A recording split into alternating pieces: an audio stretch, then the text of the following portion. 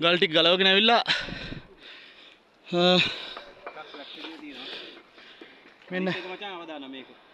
මෙන්න ගල් ටික මේ පේන්නේ අර අලුතෙන් හදපු මාලන්ලා උඩ කෑල්ල. එතන පල්ලෙහා තින්නේ ලක්ෂිතලා ගෙවල් ටික. මේ ගල් ඇවිල්ලා හිර වෙලා තියෙන්නේ. මේ සුගු ඉන්න දන මේ ගලේ හිර වෙලා තියෙන්නේ.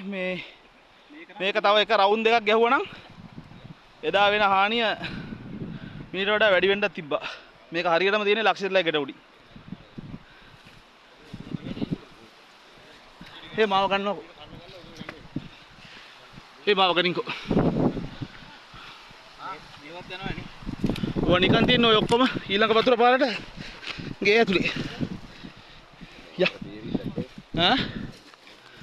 වාසනාව පොඩි උන්ගෙයි ඔක්කොලාගෙන් වාසනාව මේ පේනවද? කඩාගෙන ගිහිල්ලා තියෙන විදිය.